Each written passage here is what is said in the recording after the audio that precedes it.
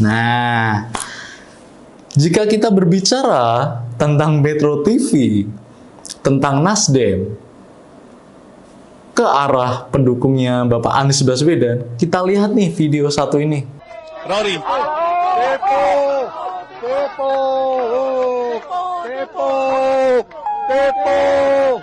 Nah, video satu ini adalah 10 tahun lalu ketika Pilgub DKI Jakarta 2017. Kalian ingat kan? Gimana nih kelompok-kelompok yang bisa disebut dengan kadrun itu membenci banget dengan salah satu televisi ini, yakni Metro TV. Karena mereka menganggap bahwa, wah, Metro ini bukan sepemahaman dengan kita. Kita anti dengan pemerintah, seperti itu. Makanya mereka kan berafiliasi dengan salah satu televisi yang berlogo merah kan saat itu. Kita lihat deh 10 tahun lalu dan kemarin ternyata berubah haluan kan.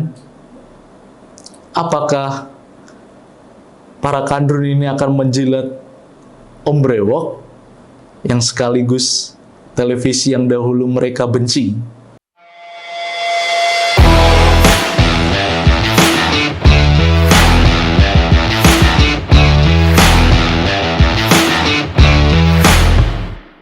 Jadi gini guys, beberapa waktu lalu yang tadi sudah gue sampaikan bahwa Metro TV atau pemilik Nasdem, Bapak Surya Paloh, mengumumkan bahwa mencapreskan Bapak Anies Baswedan. Nah, karena sebentar lagi kan Gubernur DKI Jakarta ini kan sudah selesai ya di bulan Oktober ya, jika tidak salah. Jadi mereka mengejar atau langsung mendeklarasikan Bapak Anies Baswedan. Karena tahu mereka membujuk Pak Ganjar tuh nggak bisa untuk keluar dari PDIP. Karena Bapak Ganjar Pranowo sangat loyal dengan PDI. Maka akhirnya ketika mereka atau Nasdem ini tidak bisa mendeklarasikan Pak Ganjar, mereka berpindah haluan ke Bapak Anies. Cuman yang lucunya sebenarnya bukan antara Pak Ganjar, Pak Anies, atau Pak Surya Paloh. Cuman pendukungnya Pak Anies ini, kita sebut saja kadrun. Ya kalian pasti udah tahu dong. Nah, kita ingatlah ketika Pilgub DKI 2017, lebih tepatnya 10 tahun lalu ya guys ya. Itu kan ketika reporter itu melaporkan pemberitaannya, yakni di Monas, dan bersama dengan event demo di saat itu, mereka ini kan membuli atau mengganggu reporter yang sedang siaran tersebut. Dan kebetulan reporter dan televisi itu adalah salah satu TV yang tidak disukai oleh mereka. Nih, bayangin coba, sebegitu ngefansnya dengan seorang gubernur, pemujaan mereka, bahkan TV pun diserang loh.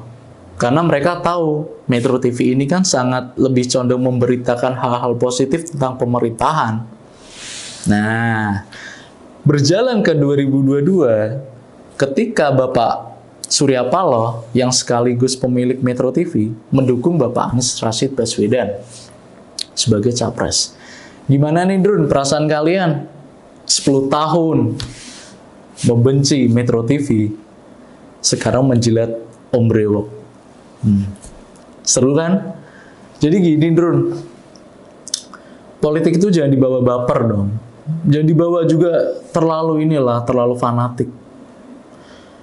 Kita melihatlah sebagai contoh Bapak Jokowi dan Pak Prabowo, musuhan dalam politik. Tapi pada kenyataannya bekerja tuh bersama untuk membangun negeri ini. Termasuk kalian ini, teman-teman, terutama yang pendukungnya Pak Anies. Kalian boleh mendukung Pak Anies. Tapi kita lihat dulu track record-nya. Pak Anies kan satu periode DKI, ya kan? Kita bandingkanlah dengan Pak Jokowi yang dahulu Gubernur DKI, kemudian dilanjutkan Pak Ahok, dan dilanjutkan Pak Jarot. Programnya spektakuler mana? Pak Jokowi di tahun 2012, jika tidak salah ya, ke 2013, itu membangun JLNT, Jalan Layang Nontol, di mana? Kasablanka Karet. Yang kedua, JLNT Antasari, itu di era Bapak Jokowi yang kemudian diteruskan lagi di Bapak Ahok, karena Pak Jokowi naik ke presiden. Jangkanya berapa Bapak Jokowi dari 2012 ke 2024? Sekitar 3 atau 2 tahun ya. Itu spektakuler pembangunannya.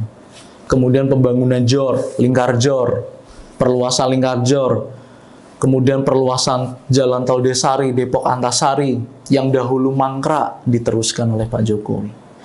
Kemudian Stadion BMW, pondasi atau penataan kala itu di masa Bapak Gubernur Joko Widodo.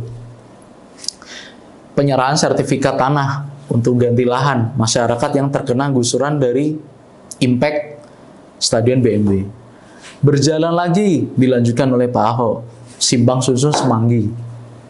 Simpang Susun Semanggi dilanjutkan lagi oleh Pak Jarot, penataan jalan layang yang ada di Cawang.